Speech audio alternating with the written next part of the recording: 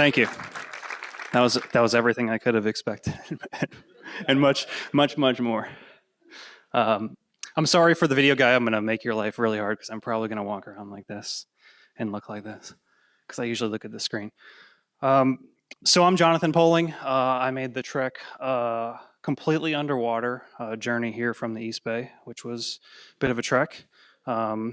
So I will be delivering logging, monitoring, and alerting in AWS. The really difficult part of this is delivering something that is useful that you can take away in a 25-minute talk with the amount of documentation that exists in AWS and what do you pay attention to, what do you not to, what do you take home, what do you do? I've been through a lot of talks that are hour long, and you leave and you have like a year's worth of homework. This is not going to be that, right? There should be things you take away from this. Everyone leaves with something, right? And if you leave with nothing, you still take away the fact that you will never get these 25 minutes back of your time. So that I can assure you. So a little bit about me, like really who cares, right? Who cares about what I've done in the past? The point is like, why me? Why am I giving this talk? Why should you pay attention to me? Why am I someone that can deliver this information, right? So I've spent way too much time over the last several years pouring through AWS documentation, and there is a metric ton of it. I spent a lot of time building cheat sheets, hoarding tools. In doing that, I built the incident response service line for SecureWorks that our company offers. And doing all that, I've come up with the kind of too long didn't read version of what to pay attention to in these three main areas, right? Because this is the stuff that matters. This is the stuff that we're gonna have to look at when we come in for incident response. This is stuff you're gonna have to deal with when an incident happens, right? Not if, but when. So the agenda, always start off with the AWS security model. It is very, very important, and it is often misunderstood where AWS leaves off and where customers pick up. So we'll run through logging, monitoring, alerting, and I'm going to leave a little bit of time for a few softball questions. So please queue those up. Anyone want to volunteer for one of those right now? All right, great. Nothing like grounding yourself this early in the talk. All right. So anyone here? This is why I moved to AWS, right? Like AWS does it all for you. Sit back. You say, like, you just enable, you're like, yeah, we moved to AWS. We work on other projects now, right? All our stuff just sits in AWS, right? No, right? not how it works, right? So here's the shared responsibility model. That's very, very critical, right? And there's two operative words here that are very, very important, right? So AWS is responsible for security of the cloud, the physical infrastructure, the things they provide you, the bare metal things, the hardware, right? But you are responsible for security in the cloud. Everything you do in there, you are responsible for it. There may be security tools and things that help you secure it. That is not AWS's responsibility. And if you email them, telling them that, you're not going to get a very favorable response, right? So this is why we're here. So everyone, I'm literally not going to advance until everyone says this. I've built time into this presentation to sit here in silence, right? So repeat after me. Security is my responsibility in AWS. That was the best reception I've ever had of that. Usually people don't do that, and that was a bluff. I have zero time built into this presentation. Oh, suckers, man. So there's tons of logging in AWS, right? But here's the main ones that we're going to be focusing on. So we have CloudTrail, CloudWatch events. There's a couple levels to that. VPC, basically NetFlow, S3 where you store stuff, and we're also going to throw in config there as well because I think that's pretty important. This is borrowed from Scott Piper, if you guys know him. He also does a lot of AWS talks. But I thought this was really appropriate and kind of a nice, succinct way of presenting what are these main logging sources, right? What do they contain? What's their delay? Where are they stored? Things like that. So that's pretty useful. I thought I'd throw it in here. So logging in AWS, right? So CloudTrail, for those who are unaware, this is your syslog on steroids, right?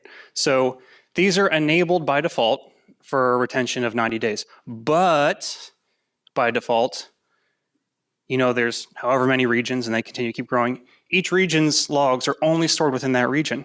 So if you have your first incident and you say, great, we had an incident in Northern California, right? And we say, okay, great, let's look through the CloudTrail logs and we'll see what account was compromised and blah, blah, blah. We have an access key and great, everything. And so you search all the logs, but none of those logs in your Northern California S3 bucket give you any insight to any other regions by default, right? That's a big problem. And that's a problem we see a lot of times when we go to companies and they say, hey, we've had an incident, come in, here's all of our logs. And we have to spend a ton of time aggregating them. Fortunate for you, you're in this talk, and now you know that you can configure these from the get-go with a nice little option called Apply Trail to All Regions. This is something you absolutely want to select when you're configuring CloudTrail. 100%, Apply Trail to All Regions. What this is going to do is consolidate every region's logs to one, and you'll get to pick whatever that region is.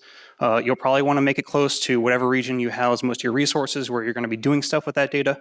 But this is a nice easy click option that's only a relatively recent development. What you also want to do is disable global logging on all the other buckets. Otherwise, you're going to be dealing with dupes. And this global logging is account sign-ins, things like that aren't really region specific. So if you leave here with nothing else, this is going to save you tons of time. This is going to save responders tons of time. You will thank yourself. Take this back to your boss and say, look what I learned. So CloudWatch. So these are essentially, there's a couple different streams for CloudWatch logs. So system performance metrics, these are enabled by default, sent every 15 minutes. You can enable detailed monitoring and it'll send it every 1 minute. Okay, great. You can also install systems managers and agents to help collect logs from your host. So you can also instrument CloudWatch with agents on all your instances, and they'll collect all your host logs. Say you want to collect all your sys logs for Linux servers or Windows event logs, it'll also collect them and throw them right into CloudWatch for you to log an alert on. Config.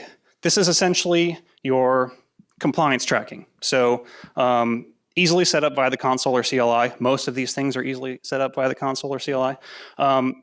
And by default, Amazon gives you a set of config rules that monitor for certain compliance things, which is great. So you're going to want to enable config, use the baseline rule set, and also develop your own custom config rules based on what you want to monitor for compliance. So compliance we're talking about is an instance launched in a certain region that it shouldn't be launched into. Does someone not have a password on their account? Are they not enabled MFA? This is a great place to manage and monitor that sort of compliance related activity. Only recently, AWS has implemented multi-account, multi-region data aggregation, which basically was the corollary of the CloudTrail apply, to all regions, right? So before I think a month or two ago, these also used to exist in separate regions. So you'd have a config issue and you'd have it in one region, but you have no idea whether that applied to another region, or you couldn't scan the rest of your logs in one singular bucket for this sort of stuff. So that's been super useful. Thank you, AWS. Bonus, you can also use this for monitoring software inventory changes, right? So this requires them to be configured as managed instances, which is a different selection when you create them, but it's baked right in. It's simply a configuration option. When you do that, this is an easy, tracking and monitoring solution natively in AWS that allows you to track certain things. So S3, so this is where your data lives, right? This is your long-term storage stuff, right? So the first thing you want to do is enable MFA delete. No one can delete anything without multi-factor authentication, because as an attacker, I'm going to come in and I'm going to delete everything that I possibly can. And if you have this configured where nothing can be deleted without multi-factor authentication, as an attacker, I'm not likely to have that, right? This is a data preservation thing. Bucket level logging enabled by default. This is like create a bucket, move a bucket, delete a bucket, blah, blah, blah, which is great. So that's enabled by default, and everyone goes, oh, I have S3 logging enabled. And they go, oh my God, our stuff was compromised. We don't know what they took. Can you come in and look at these logs? And we're like, yeah, like a bucket was created, 28 months ago, and one was deleted 6 months ago. We have no idea what data they touched or what they took or what they even looked at, right? That's where the object level, aka data event logging, comes into play. So this can be configured by, it's called data events. It's not very straightforward, but essentially data events, the objects in the bucket, objects are data. Some of this stuff's really confusing, but regardless, you don't have to trudge through it. This is what it means. You want to enable it, and this will give you access to what actions were taken against the objects. Was an object put in there? Was an object copied from there? Was an object created, deleted, blah, blah, blah. That's going to be very, very critical in your investigations as well. Server access logs also can be enabled if you like to sort through Apache-ish type logs. It's convenient. It's also extra data to store. You've got to weigh the ROI of that, but that is an extra source of analysis if you want to look at that. So with that, when you have that enabled, you can also see like maybe what was the size of the transfer, right? What was the size of this file? What user agent might have been used, things like that, which can be pretty useful. VPC flow logs, right? So these are essentially your net flow logs. These can be enabled for a VPC, which is essentially a VLAN or a subnet or however you want to title it, or an elastic network interface, which is basically a network interface, right? And I would suggest that you enable this for anything you even remotely care about, right? So storage is cheap.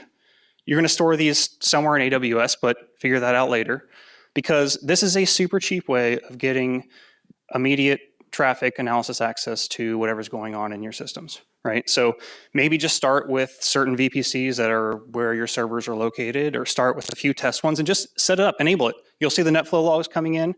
You'll see, well, okay, great, well, I have them coming in. Now what do I do? Like, I see where they are. Well, they're logged to CloudWatch logs as a separate log group with a stream.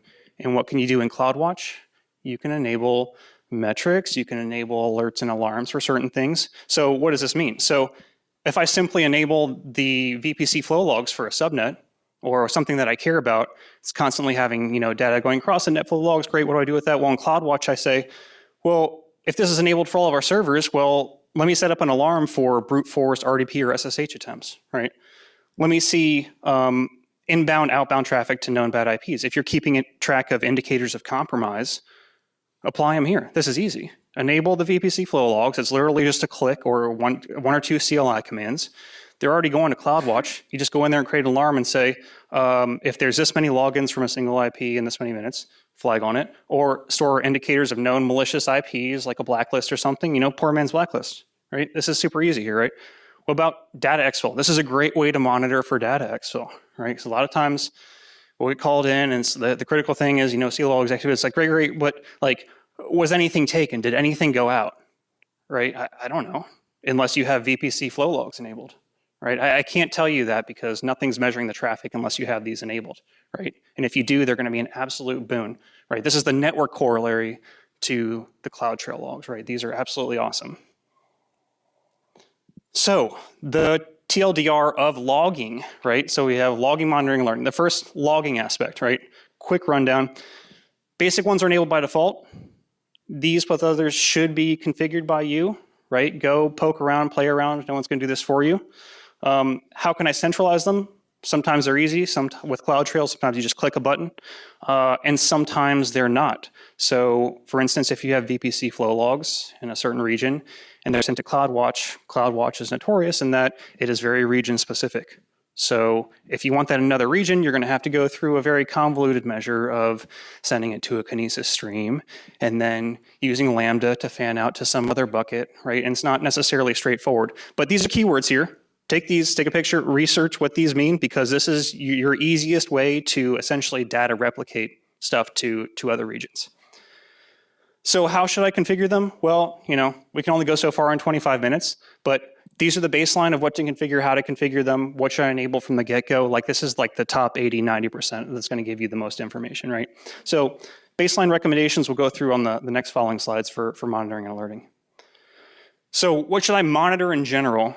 This is kind of a very 30,000 foot view of monitoring. So if you're looking for environment enumeration or recon, you're going to be looking for API requests, typically of get and list, right? And this is not this straightforward, believe me. Like this, the amount of training and education that's needed to really delineate what are the good gets, what are the bad gets, what should I expect, what should be listing stuff, what shouldn't. That's very deep talks. That's going to take hours and days. But this is kind of the high level gist of it. If you're new to this or just want to get started. Resource and data event collection. Gets, describes, lists, lookups, right? Those are going to be your core prefixes to commands that are being performed to do that sort of thing. Resource creation, modification, deletion, again, delete, disable, remove. The API is really awesome in being very uniform in how it presents the information to you and what certain things mean, right? So a delete something is obviously going to have deleted something. That's really awesome and useful. And then log tampering and modification. So if you see stop logging, right, on a CloudTrail bucket, that needs to be an alarm. right? Through CloudTrail logs, through Lambda functions, something, right? That needs to be alarmed. Like, why should someone be stopping CloudTrail logging, right? So why should someone do update logging or update something? Like, who is doing the updates and why? Like, these are things we need to be thinking about as we go through this. Or set something. What are we setting? This is not like a set something configuration in the host OS. This is like at a account level set something, right? So these are things we need to be paying attention to in general. So what services and logs should I monitor specifically? Well, this is a bit of a list. But these would be the focuses. So it's easy to get lost in the soup of, here's a service, here's a name, it's Athena this week, and then it's Glue, but Glue's really behind it, and it's Amazon RDS. We don't even know that because it does the ETL for it. It's like, don't get lost in all that sort of stuff. Like, this is the list. These are the things that you should pay attention to first, right?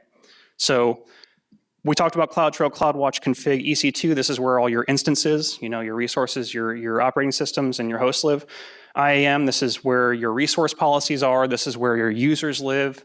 Identity access management is what it stands for.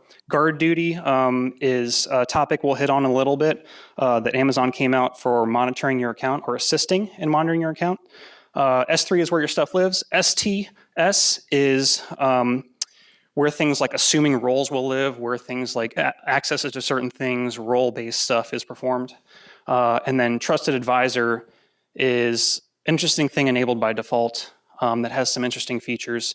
And it's essentially doing some high-level granular checks on your account, like do users exist who haven't rotated their access keys or who hasn't logged in 300 days or things like that. So take that stuff, use that as a baseline, right, and build on that depending on your business. So what native tools exist for monitoring and alerting? And there's some great stuff. So essentially the quadfecta of monitoring and alerting is config for resource changes, compliance type things, plus CloudTrail, all your syslogs, plus CloudWatch, which remember houses your VPC flow logs, right? So you have basically the full stack here, and then you can use Lambda, which is your ad hoc running of things and codes and responses to things that kind of get you to a great place natively. So if you have these log sources and you're using Lambda for alerting and response, you're in a great place. Like, this is a great place to start. Trusted advisor, of course, on top of that, CloudWatch agents, again, which you can, these can be installed onto the host systems to provide additional movement of logs and monitoring of certain things and sending them to CloudWatch for alerting. And then guard duty automatically monitors VPC flow logs, CloudTrail, and DNS logs, which is kind of awesome. So they came out with this service several months ago, or I don't know when it was, sometime late last year, I think, at reInvent. And it's Amazon's kind of foray into, here we're going to help protect you a little bit, right? But they're not in the business protection. Remember, you're responsible for doing this stuff. So they provide you a tool, and it does some very useful stuff. So automatically it'll monitor this stuff, and this is a great place to start. But it's region specific because, of course, right? This is how Amazon typically does stuff. It's region limited. We hold out hopes that it will have a enable globally feature very soon. And another caveat is it only analyzes CloudTrail management events, not log data events. So that's something you're going to want to keep in mind. And this is just kind of a sample infrastructure of how using native tools might look, right? So with the quadfecta-esque type setup, right? This is an example of how it might look. And there's a link at the bottom that you absolutely can't see because of the interrogation light, but the slides will be available and you'll have access to all this sort of stuff. But this is kind of just an overview of how that might look in your account, right? These are the things and how they work together and what feeds into what and how things get populated. So what about third-party tools? There are a ton, and there are a ton of great tools by a bunch of different companies. Cloud Custodian is great, Cloud Inquisitor, Cloud Tracker. I can't go through all of these. I could spend probably 30 minutes on each one of these. I would just say take a picture or look at these slides later and investigate. Most of these are on GitHub. Most of these are readily available. You have a lot of great tools from both local Silicon Valley companies and companies across the globe. So definitely look into those. They're great force multipliers. They are companies that have been in the position where you are, and they decided, I'm going to harness the beast, and I'm going to make this available to other people. So I would highly suggest standing on the shoulders of those giants rather than reinventing the wheel here. There is a lot of great stuff with just these tools that are complete, comprehensive solutions for monitoring, alerting, and logging. So what's the takeaway of this? What should I be monitoring and alerting? Well, kind of everything, unfortunately. Everything that you can. From basic account changes, from root logins at a high level, all the way down to specific things that are specific API calls that are being made across your infrastructure. Unfortunately, I can't distill that down further in a 25-minute slot, but given the set of tools, both native and third-party, it should give you access and insight into how to kind of wrangle all of those things together and put together a comprehensive monitoring and alerting solution. So, in what order should I set up monitoring and alerting, right? So this also touches home with me, and I started thinking about this, how do you set up a right program? And then I started thinking about how people try to set up threat intel programs. And a lot of people, unfortunately, miss the mark because they try to do all these really complicated stuff from the beginning, and then we start with third-party $50,000 feeds and tools, and then we try to work our way backwards to whether we can actually do anything with it. Don't do that, right? This is the way to do it. So clearly define your monitoring goals. What do you need to monitor as a company? You may not need to monitor what the person next to you needs to monitor. Understand your existing data and information, right? That's critical. What data are you getting? What are the log sources? What do they look like? Is that stuff that we need? Do we need to augment with other third-party sources? So exhaust native tools and capabilities before you move on to third-party, right? So these third-party tools exist because they have exhausted their native capabilities and they want to build something that added on for their capabilities and they're making it useful for everyone, right? So you need to do that as well, right? And so once you do number 3 and you're kind of sure about it, don't proceed to 4.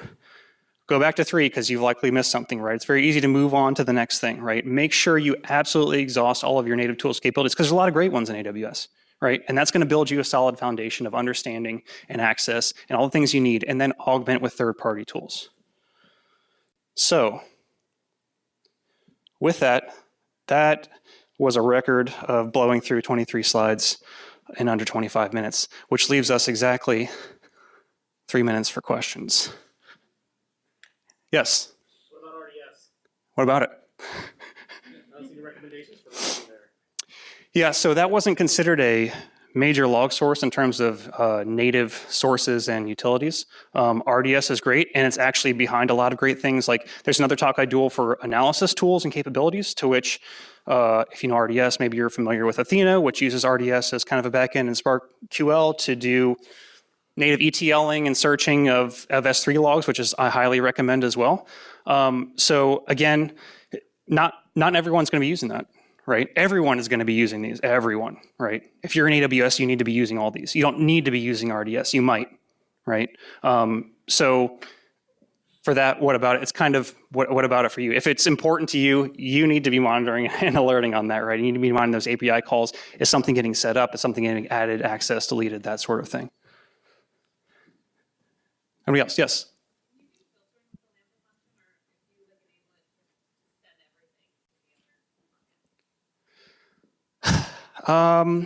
It's easier to just enable it to send everything and do filtering on the back end. So with Lambda, the key function there is going to be the replication. So the question was, can you do filtering with Lambda? You can, but essentially what we're using it for is a replication function. So you want to replicate everything and then worry about filtering on the back end and whatever it's stored at the end. Any more questions? Yes, sir. Are there cost concerns with flow logs? Are there cost concerns with flow logs? Maybe. It's probably not.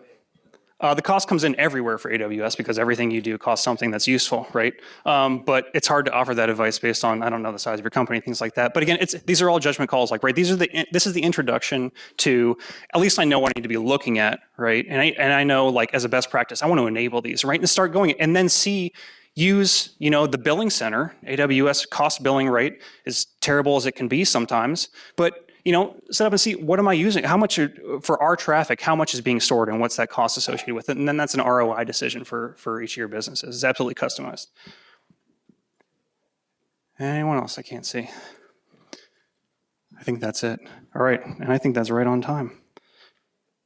Ish. Yeah, all right, thank you.